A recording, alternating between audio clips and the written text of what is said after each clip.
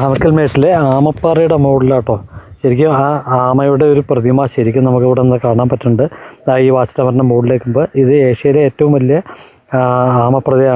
പ്രതിമയാണ് എന്നാണ് പറയപ്പെടുന്നത്.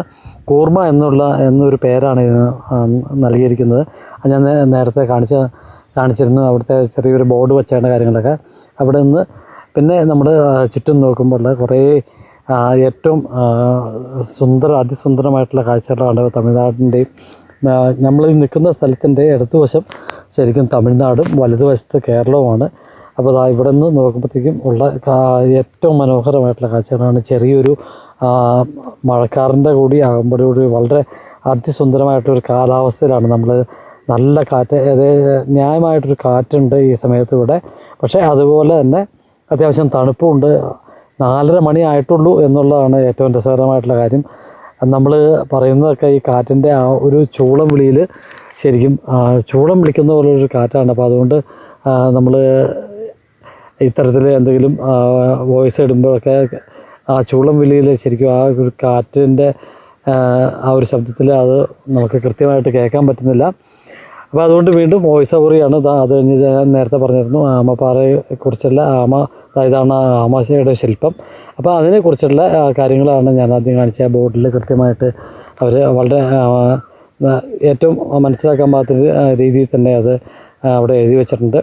അങ്ങനെ ഞങ്ങൾ അവിടെ നിന്ന് താഴത്തേക്ക് ഇറങ്ങി ഇനിയിപ്പോൾ അടുത്ത സ്ഥലത്തേക്ക് പോകണം. അപ്പോൾ ഇവിടെ നിന്ന് നോക്കുമ്പോൾ നമ്മുടെ ജീപ്പൊക്കെ അവിടെ നിന്ന് കിടക്കുന്നത് കാണാം. നമ്മൾ വന്ന് ഇത് ശരിക്കും ജീപ്പ് ട്രക്കിംഗ് എന്നാണ് അറിയപ്പെടുന്നത്. അതായത് ഞങ്ങൾ തിരിച്ച് ജീപ്പിലേക്ക് കയറിയതാ. വീണ്ടും അടുത്ത ഒരു വ്യൂ പോയിൻറ്റും കൂടെ ഉണ്ട്. ഇവിടെയുള്ള മെയിൻ അട്രാക്ഷൻ ഈ 2-3 വ്യൂ പോയിൻറ്റുകളാണ്. അപ്പോൾ അതിലേക്ക് പോകുമ്പോഴത്തേക്കും നമ്മൾ പോകുന്ന സൈഡിൽ ഇത്തരത്തിലുള്ള കുറേ കാഴ്ചകളുണ്ട്. ഈ ജീപ്പിൻ്റെ ഞാൻ നേരത്തെ തന്നെ കാണിച്ചായിരുന്നു. ജീപ്പിൽ നമ്മൾ ഇതിന് പോകുന്നത്. പക്ഷേ ഞാൻ നേരത്തെ അത് കാര്യങ്ങൾ പറഞ്ഞിട്ടുണ്ടായിരുന്നു. വളരെ നമ്മുടെ കൂട്ടത്തിലുള്ളവർ തന്നെ അത്യാവശ്യം കുറച്ച് പ്രായമുള്ളവരൊക്കെയാണ്. അപ്പോൾ അതുകൊണ്ട് തന്നെ ഒരു അഡ്ജസ്റ്റ്മെൻറ്റിലാണ്.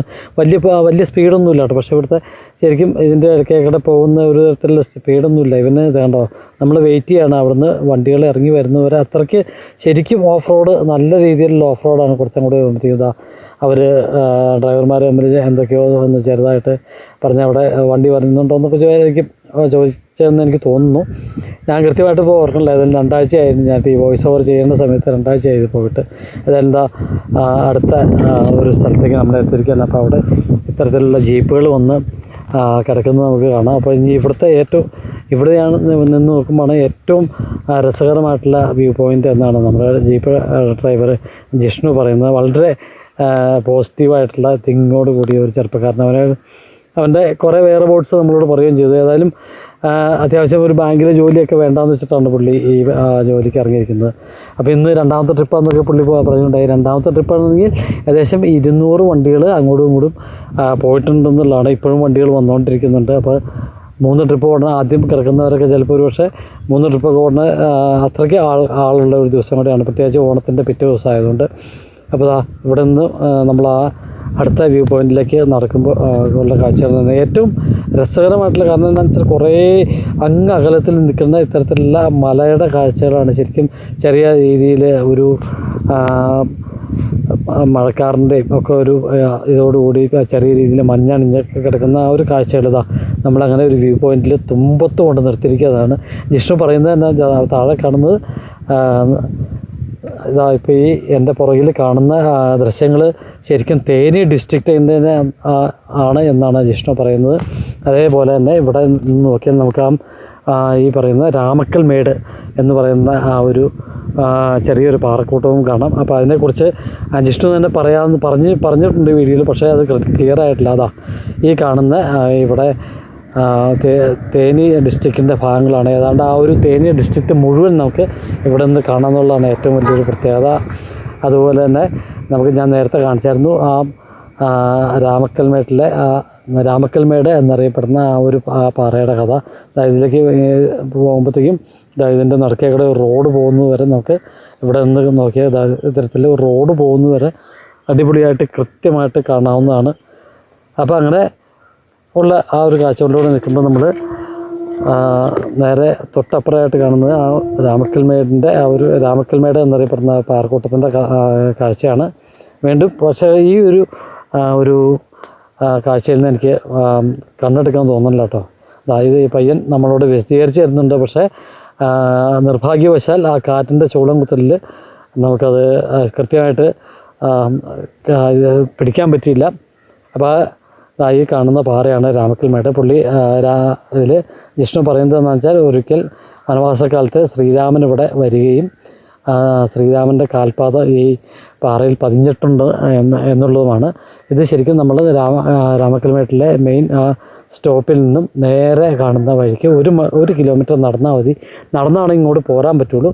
പക്ഷേ ആ ഒരു ട്രക്കിംഗ് നമ്മൾ ഏതായാലും ഒന്നും പോകുന്നില്ല. കാരണം ഇപ്പോൾ തന്നെ ഓൾറെഡി 4:30 ആയിരിക്കുന്നു. ഇവിടെ ഒരു 5 മണി വരെയാണ് ശരിക്കും ഈ ഒരു സ്ഥലത്തേക്ക് കയറ്റി വിടുള്ളൂ. നമ്മളിനി ഇവിടുന്ന് ഇറങ്ങി ഇവിടുത്തെ കാഴ്ചകളെ കണ്ടു കഴിഞ്ഞാൽ അവിടുന്ന് ഇറങ്ങി ചെല്ലുമ്പോഴത്തേക്കും അതിനുള്ള സമയമില്ല എന്നാണ് ജിഷ്ണു പറയുന്നത്. ഇപ്പോൾ ഈ തരത്തിലുള്ള ഈ പാറക്കൂട്ടങ്ങളുടെ ഞാൻ നേരത്തെ കുറേ പ്രാവശ്യം കാണിച്ച ആ ഒരു കാഴ്ചകളും പക്ഷേ അതിനെക്കുറിച്ചുള്ള കുറേ കാര്യങ്ങൾ ജിഷ്ണു വളരെ കൃത്യമായിട്ട് പറഞ്ഞു തന്നിട്ടുണ്ടായിരുന്നു. പക്ഷേ നമുക്ക് നിർഭാഗ്യവശാൽ അത് ആ ഒരു കൃത്യമായിട്ട് അതിൻ്റെ ഒരു വോയിസ് നമുക്ക് കിട്ടിയില്ല. അത്രയ്ക്ക് ഒരു കാറ്റാണ്. അതേപോലെ പുള്ളി പറയുന്നത് എന്താണെന്ന് വെച്ചാൽ അപ്പോൾ ഞങ്ങളൊക്കെ അത്യാവശ്യം ഒരു പാറയുടെ ഒരു അറ്റത്താണ് നിൽക്കുന്നത്. പുള്ളി പറയുന്നത് നിങ്ങൾ ഒരിക്കലും ഞാൻ ഇവിടെ കൊണ്ടൊന്നും നിർത്തില്ലായിരുന്നു, നിങ്ങളിവിടെ ഈ നിൽക്കുന്ന സ്ഥലത്ത് പോലും നിൽക്കാൻ പറ്റാത്തത്ര കാറ്റ് ഇവിടെ ഉണ്ടാവുമെന്നാണ് പറയുന്നത്. അതുപോലെ നമ്മൾ ഈ സ്ഥലത്ത് അങ്ങോട്ട് ഏത് സ്ഥലത്തേക്ക് ഇപ്പോൾ നമ്മൾ ഇവിടുന്ന് മുകളിലേക്ക് താഴത്തേക്ക് നോക്കുമ്പോഴും തമിഴ്നാട് ഭാഗത്തെ ഇഷ്ടംപോലെ വിൻമില്ലുകൾ നിൽക്കുന്നതാണ്. അതേപോലെ ഇതിൻ്റെ ചുറ്റും ഈ രാമക്കൽമേട്ടിലും ചുറ്റും ഇവിടുത്തെ ഏറ്റവും വലിയൊരു കാഴ്ചയാണ് ഈ വിൻമില്ലുകളുടെ കാഴ്ചകൾ. അത്രയ്ക്ക് നല്ല രീതിയിൽ നമുക്ക് ഇവിടുന്ന് കാറ്റിൻ്റെ ഒരു ഇതുണ്ടെന്നുള്ളതാണ്. വീണ്ടും ആ ഒരു റോഡിൻ്റെ കാഴ്ച, അതേപോലെ നിങ്ങൾ നോക്കുമ്പോൾ അവിടുത്തെ വയലുകളുടെ കാഴ്ചകളും ഒക്കെയാണ്. അതിമനോഹരമായിട്ടുള്ള തമിഴ്നാടിൻ്റെ കാഴ്ചകളാണ് നമുക്ക് ഏറ്റവും കൂടുതലായിട്ട് ഇവിടുന്ന് കിട്ടുന്നത്. അപ്പോൾ നമുക്ക് ഇനി ഇവിടുന്ന് ഏതായാലും അത്യാവശ്യം അവിടെ ചെറിയൊരു ഫോട്ടോ സെഷൻ കൂടെ ഉണ്ട്. എല്ലാവർക്കും ഫോട്ടോ എടുത്തു തരാം എന്ന് ജിഷ്ണു പറഞ്ഞ് എല്ലാവരുടെയും ഫോട്ടോ എടുത്തുകൊണ്ടിരിക്കുകയാണ്. അപ്പോൾ ഞാൻ മാത്രം ആ ഫോട്ടോ ഇപ്പോൾ നമുക്കങ്ങ് അതിനേക്കാളും കൂടുതൽ എനിക്ക് ഈ വീഡിയോയിലാണ് താല്പര്യം എന്നുള്ളതുകൊണ്ട് ഇത്തരത്തിൽ വീണ്ടും ഞാൻ ആ വീഡിയോ ഒന്നുകൂടി ഞാൻ ക്ലിയറായിട്ട് എടുക്കുകയാണ്. അപ്പോൾ ഈ തുമ്പത്ത് ഇത്ര അറ്റത്ത് വരെ നമുക്ക് ഇവിടെ വന്ന് നിൽക്കാൻ പറ്റുന്നുണ്ട്. ഇപ്പോഴും അതിനെക്കുറിച്ച് ജിഷ്ണു കാര്യമായിട്ട് ആ ഭാഗങ്ങളെക്കുറിച്ചൊക്കെ കൃത്യമായിട്ട് വിവരിച്ചു വന്നിട്ടുണ്ട്. അവിടെ തമിഴ്നാട്ടിലെ ഗ്രാമത്തിൻ്റെ കാര്യവും പിന്നെ അപ്പുറത്തെ വ്യൂ പോയിൻറ്റുകളുടെ കാര്യങ്ങളൊക്കെയാണ് പുള്ളി കൃത്യമായിട്ട് വിവരിച്ച് അത്യാവശ്യം ഇതിനെക്കുറിച്ച് നല്ല രീതിയിൽ തന്നെ അറിവുള്ള ഒരു പയ്യനും കൂടിയാണ്. പ്രത്യേകിച്ചും ഇവിടെ ജനിച്ചു വളർന്ന ഒരാളാകുമ്പോൾ പുള്ളിക്ക് അതിൻ്റെ ഒരു കുറേ കൂടെ അറിവുകൾ ഉണ്ടാവും. അതായത് ഇതാണ് രാമക്കൽമേട് എന്നറിയപ്പെടുന്ന പാറയുടെ കാഴ്ചയാണ്. ഇങ്ങോട്ട് നമുക്ക് പോകാം, പക്ഷേ നമ്മൾ കുറച്ച് നേരത്തെ അവിടെ എത്തണം. അത്ര 1 കിലോമീറ്റർ നടക്കാനുണ്ട്. അപ്പോൾ ജിഷ്ണു അങ്ങനെ എല്ലാവരുടെയും ഫോട്ടോ എടുത്തുകൊണ്ടിരിക്കുമ്പോൾ ഞാൻ ചെറിയൊരു സെൽഫി വീഡിയോ കൂടെ അതിൻ്റെ കൂടെ ഇത്തരത്തിൽ എല്ലാവരും ഈ കൂടെ ഉള്ളവരൊക്കെ നമ്മുടെ കൂടെ ഇന്ന് ഈ ടൂറിസത്തിൻ്റെ ഭാഗമായിട്ട് വന്നിരിക്കുന്നതാണ്. അപ്പോൾ നമ്മൾ തിരിച്ച് നമ്മുടെ ബസ് കിടക്കുന്ന സ്ഥലത്തേക്ക് എത്തിയിരിക്കുന്നു. അവിടെ നിന്ന് ഇറങ്ങി ഇവിടെ നിന്നും ഇനി നമുക്ക് അടുത്ത ഒരു വ്യൂ പോയിൻ്റ് കൂടെ ഉണ്ട്. അതായത് ഒരു കുറവൻ കുർത്തി ഒരു പ്രതിമ ഇരിക്കുന്ന അവിടം വരെ നമ്മളെ കൊണ്ടുവന്നാക്കും. ഈ ഒരു ടൂറിൻ്റെ ഭാഗമായിട്ട് അല്ലെങ്കിൽ ഈ ഒരു ചെറിയ ട്രിപ്പിൻ്റെ ഭാഗമായിട്ട്. ഈ ഒരു ട്രിപ്പിന് എനിക്ക് തോന്നുന്നു ഒരാൾക്ക് ഏകദേശം 250 രൂപ അങ്ങനെയാണ് ചാർജ് ചെയ്യുന്നതെന്ന് എനിക്ക് തോന്നുന്നു. മൊത്തം ഇപ്പം ഞങ്ങളിപ്പോൾ 6 ആൾ വരെയാണ് അവർ കയറുന്നതെന്ന് പറഞ്ഞാൽ അത് 2100 രൂപ അങ്ങനെ മറ്റോ ആണ്. നമ്മൾ ഈ KSRTC ആണ് അതിൻ്റെ കാര്യങ്ങൾ എല്ലാം ചെയ്യുന്നത്. അതുകൊണ്ട് നമ്മൾ കാര്യമായിട്ട് അതിനെക്കുറിച്ച് അന്വേഷിച്ചില്ല. അപ്പോൾ അവിടെ ചെല്ലുമ്പോഴത്തേക്കും ഇഷ്ടം പോലെ ആൾക്കാരുണ്ട്. ഇത്തരത്തിൽ അങ്ങോട്ട് കയറി പോകാനൊക്കെ സ്വല്പം ബുദ്ധിമുട്ടാണ്. ഇത്തരത്തിൽ മഴ അങ്ങോട്ട് മാറി വരുന്ന സമയം ആയതുകൊണ്ട് തന്നെ ഇത്തരത്തിൽ കുറച്ച് ബുദ്ധിമുട്ടുള്ള സൈഡിലേക്കാണ്. ഏതായാലും ഇപ്പോൾ നമ്മുടെ ആ ജീപ്പ് ടൂറിസം ഈ ഒരു ജീപ്പിലാണ് നമ്മൾ പോയത്. അപ്പോൾ ജീപ്പ് ട്രക്കിംഗ് ഒക്കെ കഴിഞ്ഞ് ഞങ്ങളിവിടെ വന്ന് നിൽക്കുകയാണ്. അപ്പോൾ ഈ വീഡിയോ ഇവിടെ നിർത്തുകയാണ്. എല്ലാവർക്കും ഗുഡ് ബൈ.